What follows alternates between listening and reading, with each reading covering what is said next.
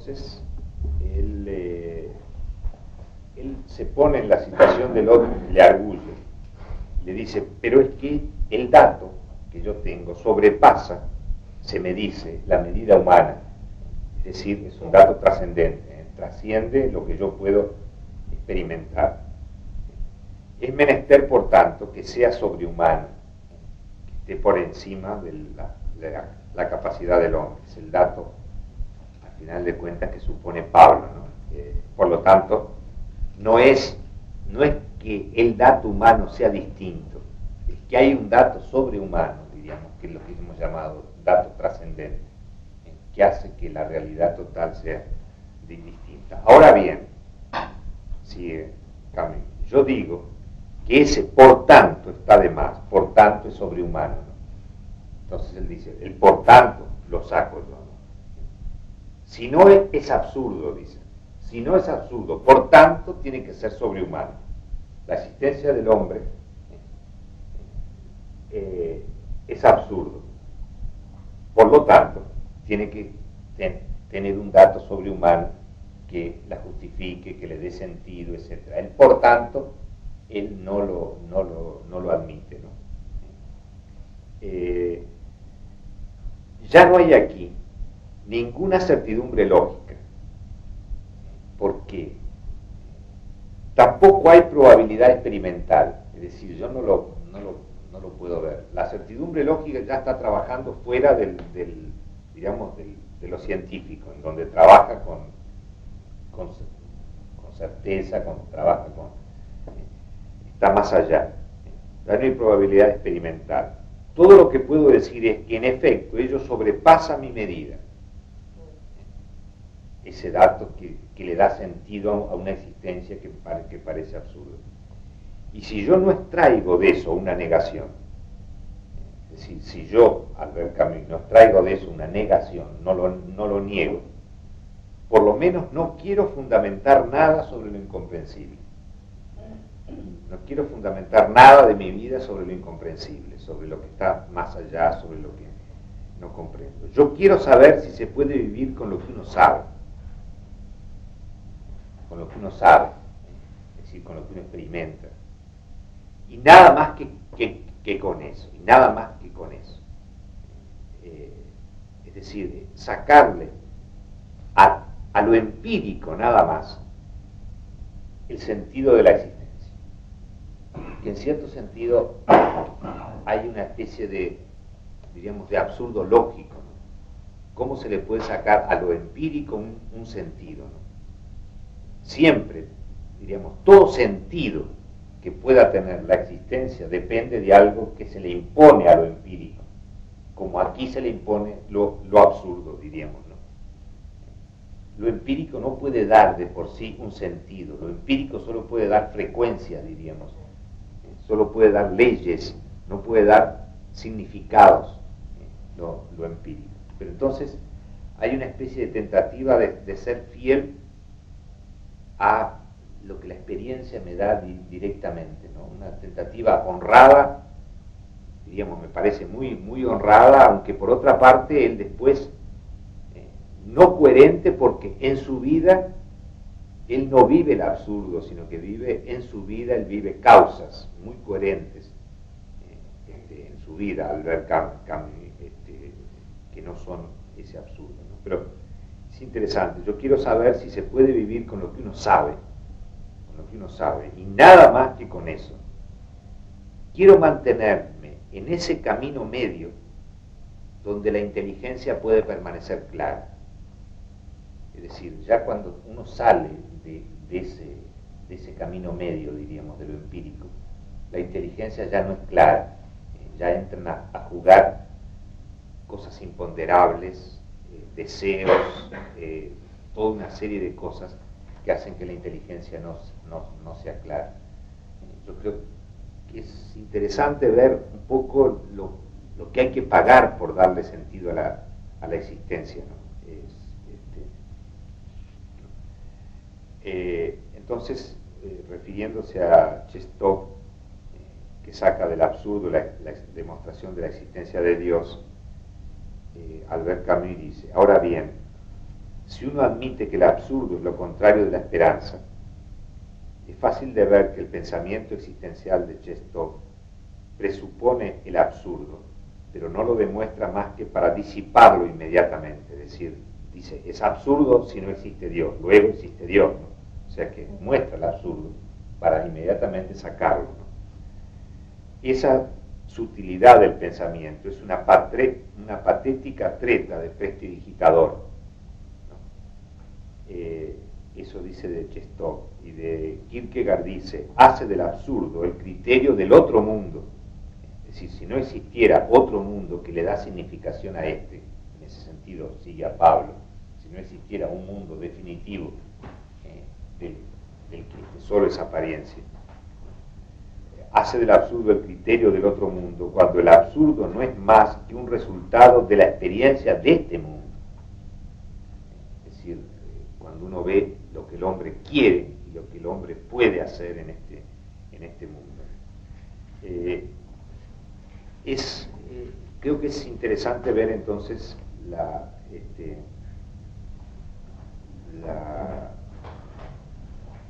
un poco lo que hay, diríamos, por lo menos en estos dos autores o en estas dos obras, que tienen relación un poco con lo que hemos visto, ¿no? Por otra parte, es interesante mostrar cómo, yo diría, un defecto de Camus es pensar que la inteligencia no es clara, es decir, tiene razón y no tiene razón. Es decir, cuando la inteligencia quiere salir a toda costa del absurdo, por un camino rápido, muchas veces la inteligencia se vuelve oscura y usa de cualquier tipo de argumento. Ahora, los datos trascendentes, diríamos, los datos trascendentes que tiene Pablo,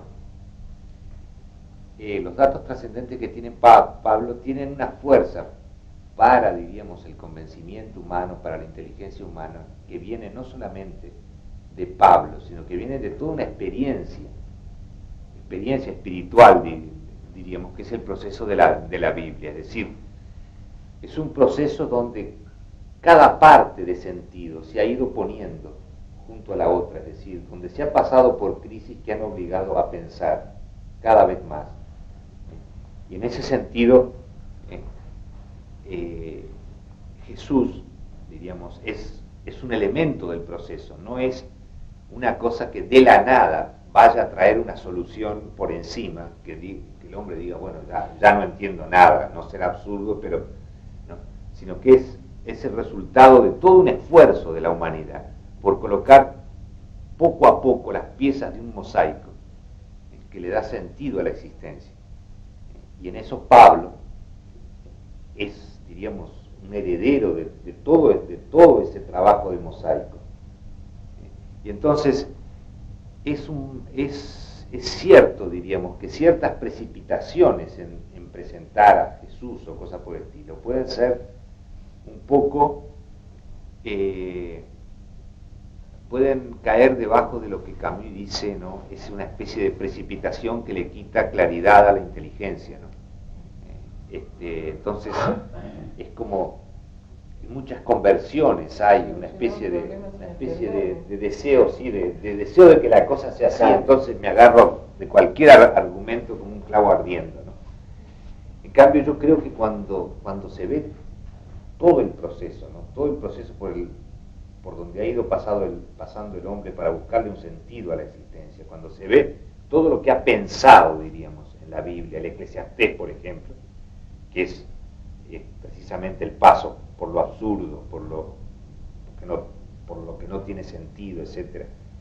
Y todo lo que el hombre ha hecho por ver, por pensar, por aprender, por salir de eso, uno ve que los datos trascendentes, por ejemplo, los de Pablo, tienen una coherencia, aún intelectual, muy, muy grande, ¿no? Entonces, por ejemplo, tiene más coherencia que vivir en el absurdo con causas humanas, ¿no? ¿Qué significa entonces decir que la existencia del hombre tiene significado, no tiene significado, es absurdo. Y por otra parte, vivir dentro de significados, por causas políticas, por causas, etcétera, a las cuales se entrega el mismo cambio, ¿no? Entonces, eso parece más absurdo. Claro, eso parece, en cierto sentido, una falta de lógica, de coherencia hasta cierto punto, ¿no? Que por otra parte lo honra a él, diríamos. Lógico. Lo honra a él porque fue una persona Porque sumamente lúcida en su vida y que quiso ser lúcido y fiel en su pensamiento, pero su pensamiento, a pesar de que tiene una cosa que es muy válida, ¿no? Es decir, distinguir el dato trascendente del que no lo es, no querer mezclarlo, no querer pensar que Dios es una cosa tan clara como la luna o como el sol, sino que es precisamente un dato trascendente, ¿no? Con todo, a pesar de todo ese esfuerzo, no se puede vivir la vida, digamos, dentro del absurdo lógico, dentro de mantener el absurdo como lógica en la existencia, ¿no? Eso es un poco lo que pensaba que podíamos ver hoy. Otras veces vemos un poco otras cosas semejantes que creo que pueden servir porque todas tocan de alguna manera lo que hemos estado viendo. Pero además creo que es hora de terminar, si no Isabel se va a caer. Está bueno, muy difícil.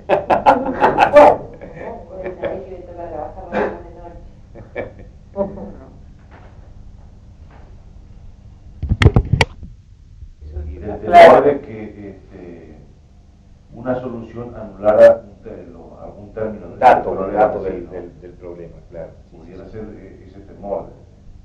Claro, es fácil sí, de caer claro, en por, eso, ¿no? por supuesto. Es fácil de caer en falsas esperanzas que van en contra de la realidad. Yo creo, por ejemplo, que el que no aceptara lo de Peggy, caería en falsas esperanzas, un revolucionario, por ejemplo, que pensara que puede realizar su revolución y que la revolución no se le va a corromper entre las manos. Sería alguien precisamente que tendría ese tipo de falsa esperanza de que habla Camus.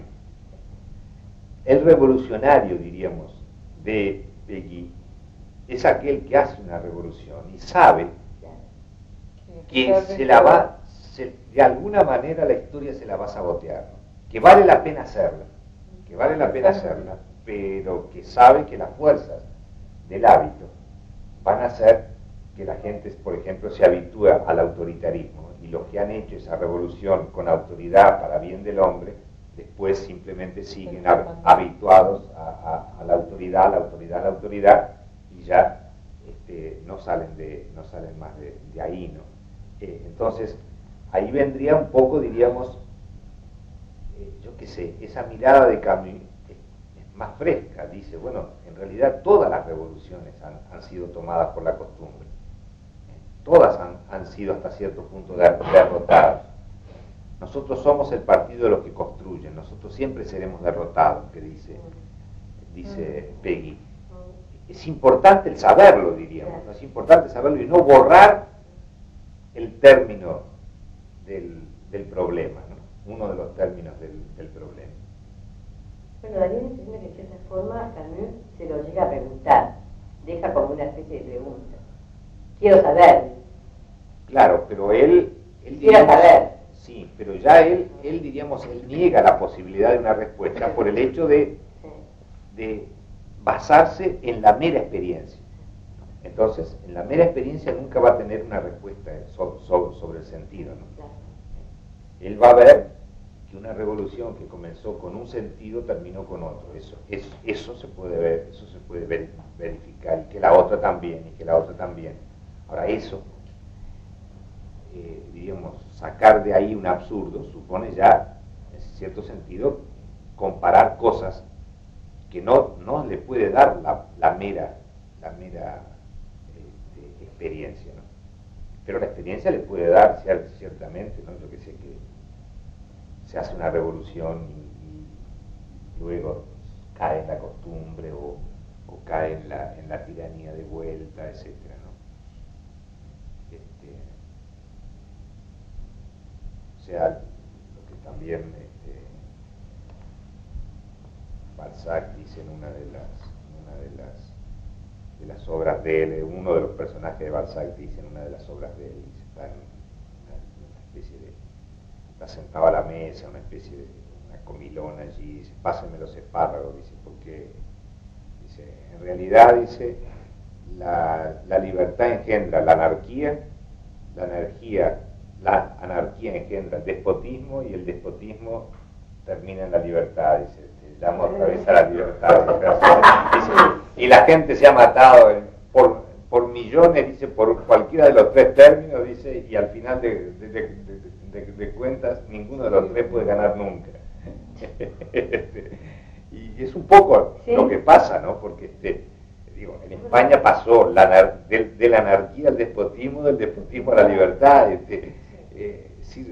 y bueno, y todavía está apareciendo una cierta anarquía que temen que otra vez se reproduzca el proceso, ¿no? O sea, y aquí estamos más o menos también dando la vuelta al círculo en otra parte, ¿no? Bueno, eso es lo que ve muy bien Péguy, ¿no? Y es un poco la defensa de Camus, ¿no? De no cerrar los ojos a eso. Pero él quiere defenderse, él se defiende con argumentos insuficientes, el argumento de lo empírico, diríamos, aplicado a lo que da sentido, ¿no? Lo que da sentido nunca viene de lo empírico.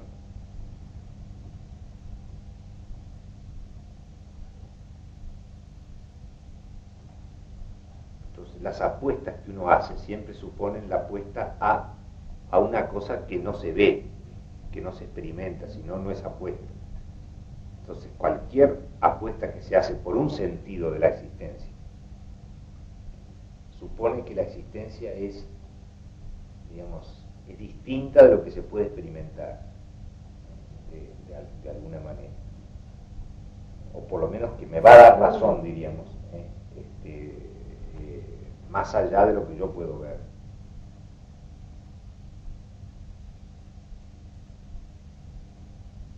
El final del capítulo 7 de San Pablo puede, desde la perspectiva de Camus, puede resultar un poco como una salida por la tangente del problema, ¿no? Cuando San Pablo hace el planteo así de lo absurdo del hombre. Claro, y dice gracias a Dios, como que dice, sin explicar cómo las cosas se arreglan, ¿no? Desde la perspectiva de Péguy un poco estaría bien. Sí. Pero claro, lo que pasa es que Pablo después en el capítulo 8, a través de varias cosas, explica cómo cambia esa perspectiva, ¿no? Pero el final del capítulo 7, lo que pasa es que el final también es una cosa muy artificial, ¿no? Pero el final da esa impresión de que todo está arreglado, no se sabe cómo, ¿no? O sea que se escamoteó algún término del problema, y sin embargo lo plantea muy claramente, lo plantea en los términos de Péguy muy claramente, como seremos siempre derrotados. Da la impresión de que es lo que aparece al final del capítulo 7, ¿no? Nosotros somos el partido de los que construye, nosotros seremos siempre derrotados, ¿no? Sin embargo, después muestra el dato trascendente en el capítulo 8, y muestra cómo es una apuesta que tiene un sentido, claro, lógico, ¿no? Pero que no pasa de ser apuesta, que hay que apostar en la fe. Un poco el error de Camus podría ser el absolutizar lo empírico, ¿no? Claro, el absolutizar lo empírico y pedirle un sentido a lo empírico, ¿no? El sentido siempre se lo introduce el hombre apostando a algo que no se ve,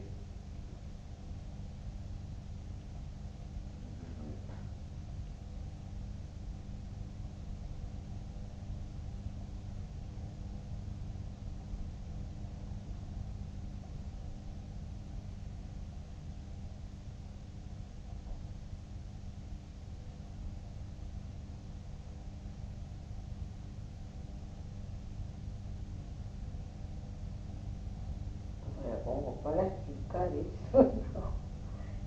La próxima vez tenés que explicarlo mejor. Ah,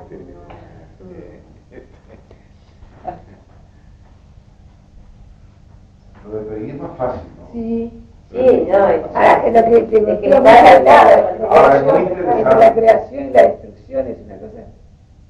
Es más fácil de entender, pero es muy interesante. Yo te iba a decir, lo tenía que preparado, comparado con otros textos de, porque claro, para Peguí muestra un poco el dato de Dios. Claro, por supuesto, por supuesto. En Camille es distinta la cosa, Claro, pero es muy interesante. Es interesante.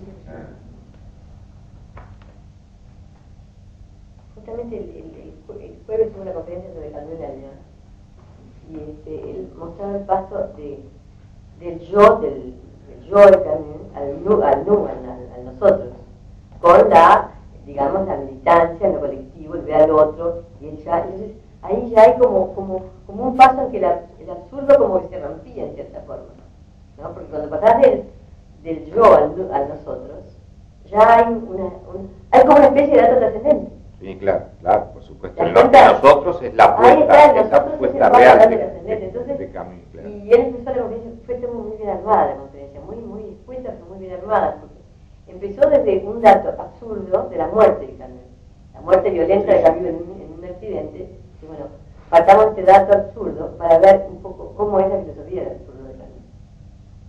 ¿No? Y ese paso a nosotros, lo digo porque además fue una emoción, el tipo estaba completamente con Camus en eso, ¿no?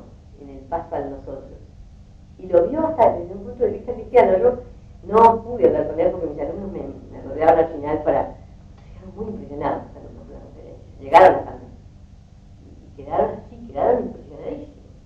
Van a ir a leer a Camus ahora con otra postura. Habían leído solamente una obra, quizá dos algunos. Y ahora van a ir a leer la vida de Camus, la problemática de Camus, toda la obra de Camus, porque se les dio por una visión humana, histórica y posiblemente parcial, porque él se unió a Camus.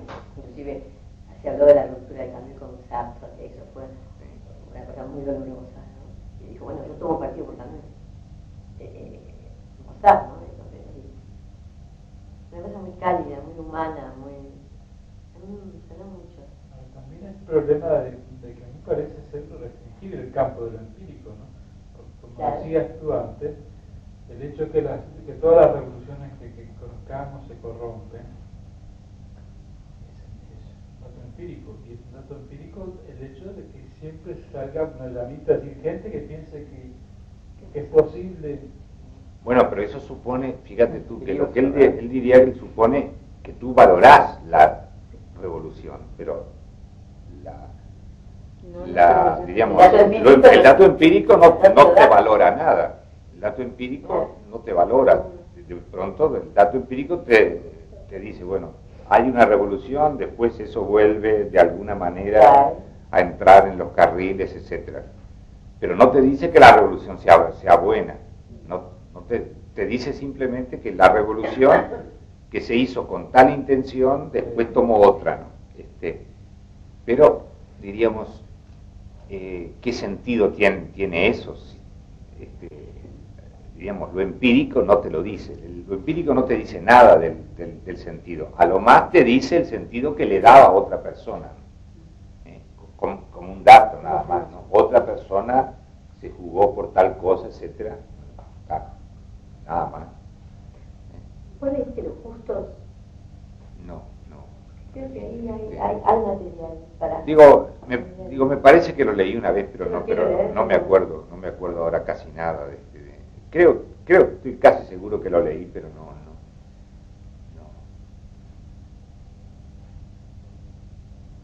Ahora yo pienso que por otro lado, aunque hagas la vuelta y vuelvas otra vez o a una dictadura o a lo que fuera, yo pienso que es distinta de todas maneras. No se vuelve de la misma manera. Seguro de que eso que se encendió Peor.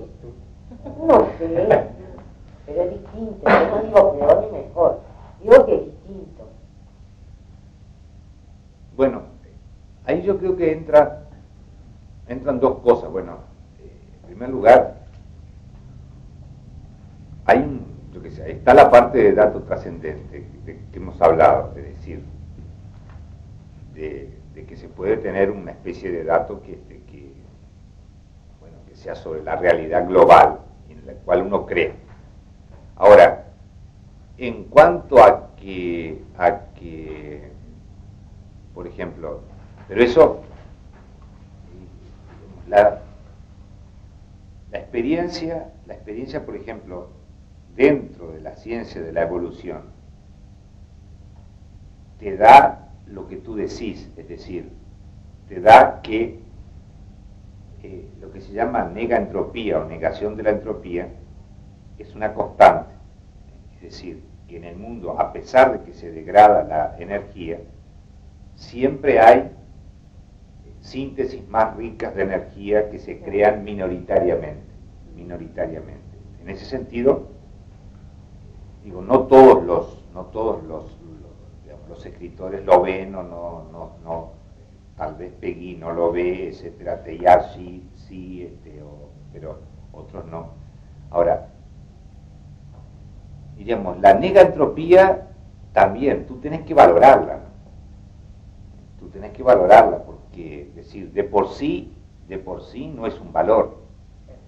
De por sí no es un valor. Es decir, de por sí es el hecho de que la granja es más fácil destruirla que hacerla, pero que siempre hay proyectos de granja, ¿no? Es decir, y proyectos de granja más complejos y más ricos, etcétera, siempre hay. Siempre son frágiles, ¿no?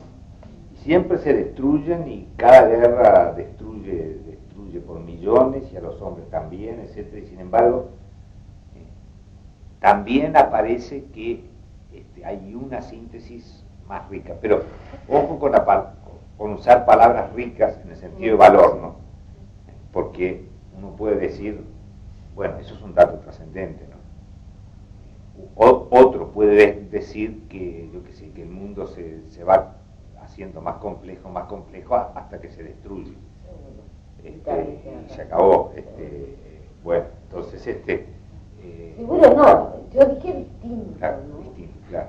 Bueno, pero digo, el distinto no significa nada si con eso querés decir que claro, que cada uno nace con huellas digitales diferentes. Es decir, el mero distinto no te da nada. Yo entendí que distinto en el sentido de que hay un progreso más que valor, ¿no? Una especie de progreso, es decir, que parece caminarse hacia una cosa que no es la mera destrucción de que habla Peggy, ¿no? Es decir, él dice, es un proceso irreversible el que se lea mal una obra de arte, o puede ser un proceso irreversible. Pero también es irreversible que de una obra de arte surjan nuevas obras de arte, ¿no? O sea, bueno, también parece que empíricamente se puede probar eso, ¿no? Pero todavía eso no es un sentido, ¿no? Hay que ver que eso no es un sentido de por sí, ¿no? Yo tendría que primero decir, bueno, eso es bueno, y decir por qué yo lo juzgo bueno. Pero